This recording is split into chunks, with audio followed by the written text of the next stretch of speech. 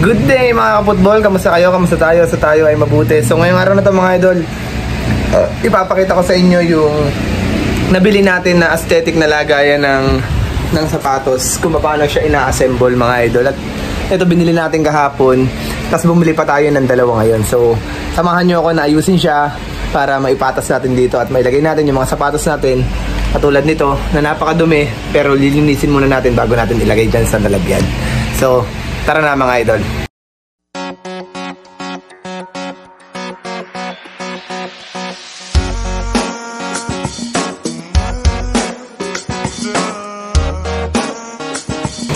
So mga idol, ito yung nauna natin na binuksan. So akala ko kaninang umaga, kahapon mahirap siyang ikabit pero madali lang. Yan. Yan. So meron lang siya dito parang pinakalock niya. Pag tutugmain nyo lang siya at pag napagtugmaan nyo na siya, ayan, ay nahulog. Pag napagtugmaan nyo na mga idol ay di madali na siyang pag sunod-sunod yung nagawin mga idol. Ayan, wala, mahirap. Ay dito kayo, ayan, ayan. So dito mga idol, ayan, oh. So itong lock na to, pag susunod-sunodin nyo lang to, ayan. Meron siya dito sa kabila, ayan. Meron din dito sa kabila. At dito rin sa kabila, sa gitna. So medyo nagkamali tayo kasi nauna natin yan. Sunod-sunod lang. Yan. So ito yung isa. So ganyan yung itsura niya. Ito naman yung pinaka-cover niya sa likod. So gagawin nyo lang ay papantayin nyo lang, tatamain nyo lang siya dito. Yan. Then kailangan ay hindi siya mahuhulog.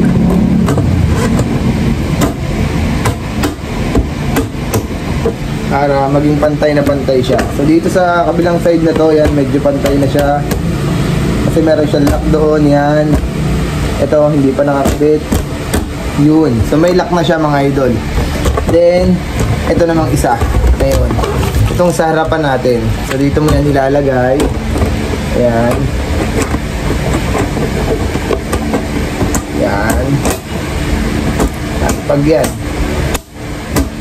yan. So buo na yung box natin ngayon mga idol. So ganun lang siya gawin, ganun lang siya kadali. Ayan, at pwede na natin ilagay ngayon dito yung isa pa nating sapatos. So ang ilalagay natin dito na sapatos ay yung ating pang-football kasi medyo mahal-mahal yun. So kailangan natin ingatan yan. So kukunin natin mga idol doon, papakita ko sa inyo yung itsura ng ating mga lalagyan ngayon dito. So mga idol, nakuha na natin yung ating Adidas. Kung natatandaan nyo, ito yung ating Adidas na pang-football na worth 11,000. Kaya hindi natin siya masyadong ginagamit kasi sayang naman. So ito yung ilalagay natin dito na una. So para yung mga box natin, i-dispose na lang natin ang i-dispose yan mga idol. So ito ang una natin ilalagay dyan. Okay, yan. So yan yung ilalagay natin. So gagawa pa tayo dito ng isa. Meron pa tayo kasi binili dito na dalawa. Tatlo kasi binili natin ngayong araw na to. At ilalagay din natin yung iba pa natin mga sapatos dito. At para makita nyo kung gaano siya kaganda dyan sa taas. Yan. So simple lang siyang gawin mga idol ha. Napakabilis lang na gawin. Yan. So ito, yan, itutupiin nyo lang to. Yan. Pagpapantayin nyo lang. Yan. So meron siyang dalawang size mga idol, isang large tsaka isang medium. So yung kinuha natin ay medium size lang. Ayan, dito pala, sorry, mali ako. Yan, medium size lang yung kinuha natin. Yan. Yan. So pagkatapos nyan, sa kabila naman natin gagawin.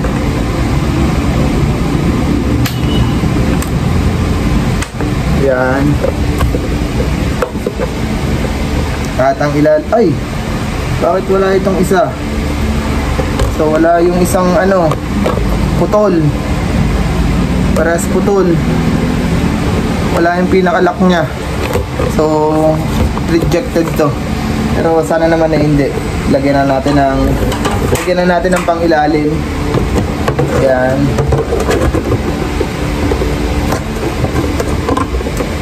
may part na naputol para dun sa kanyang pinaka-lock, may putol. Ayan, kumakalas siya. Pero sige, pwede pa naman yan. Hanapin ang paraan. Ayan, so medyo nahirapan tayo dito sa isang ito. Kasi medyo hindi siya pantay.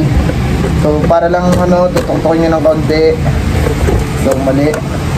Kaya ditong isang side ay nakalabas.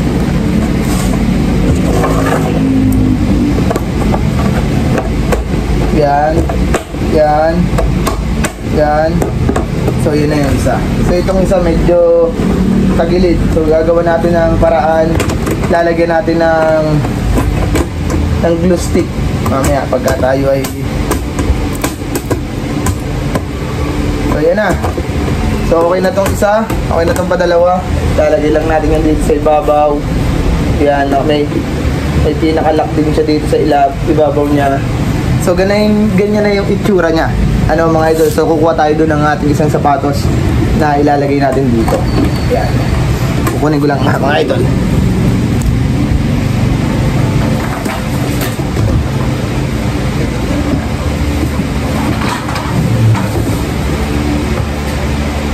So itong dalawang Under Armour ang ilalagay natin dyan. So unahin natin itong red one. Itong Under Armour natin na pula. Ito. So wala na tong lilinisin kasi malinis to. Ilalagay natin dito. Ayan. So meron siya dito pinaka-lock. Ayan, para pag hinihila mo hindi siya natatanggal basta-basta. Ayan. So yung mga box nito ng Under Armour, so magiging safety na siya ngayon dyan. Yan, ito pang isa.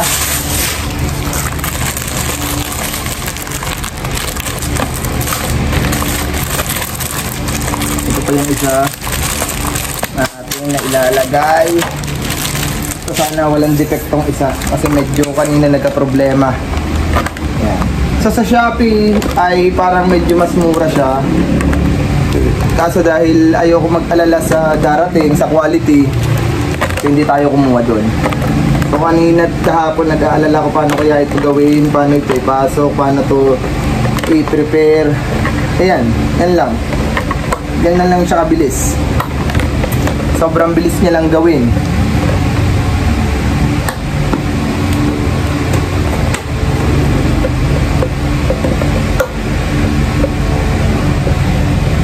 Yan.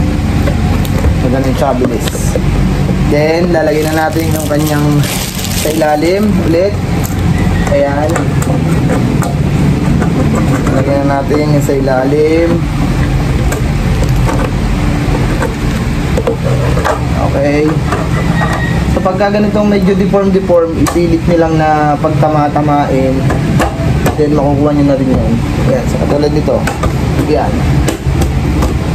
Yan. So ayan na. Swak na yan. Then ilalagay na natin ulit itong sa ibabaw. Yan. So nilalagay natin sa ilalim yung ayan na. So, yan na yung itsura ng box natin.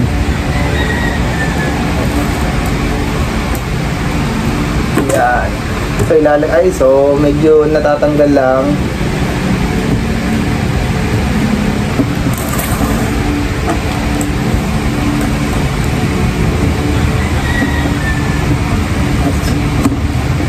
Ayan.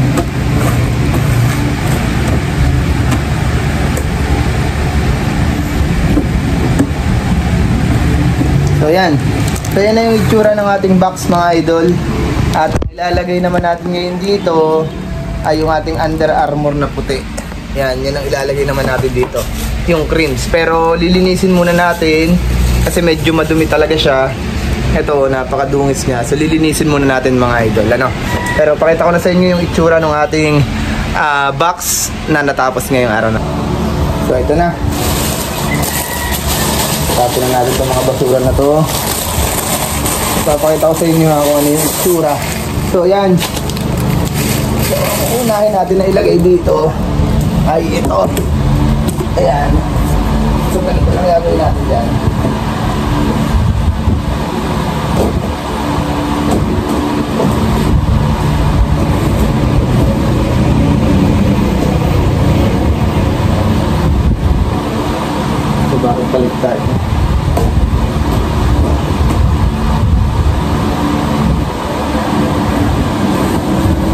yan siya baliktad.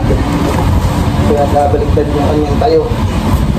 So ito, dapat ay ito ang way. So pagpapalitin natin yung pwesto ng ano. Pagpapalitin natin yung pwesto ng ating ano. Itapalitan natin kasi medyo mali tayo ng lagay. Yan. Pero makukuha pa din naman yan mga idol. Yan. So kailangan ay ganito yung tayo niya pag nilagay mo siya dito. Okay? Yan, ito yung tayo niya. Kasi kailangan ay meron siya ditong sakto na para hindi siya matanggal. Meron siya din ditong paa. Yan. Tama ba? Yan. Meron siya ditong paa sa ilalim. Then ganun din dito sa kabila. Yan. So pagtutugmain lang natin.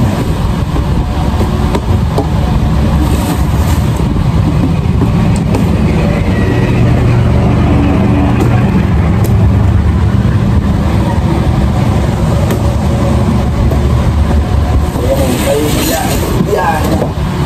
Ay, baliktad. Baliktad pala mga idol. Yan.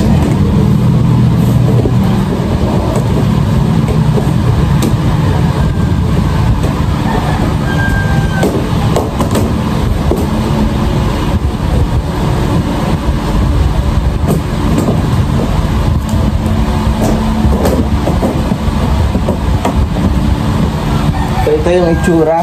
Yan. Then itong isa ilalagay din natin dito.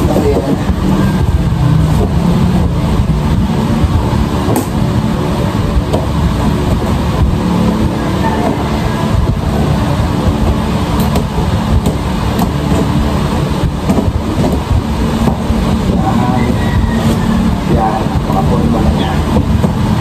Yan. At yung last one dito sa taas.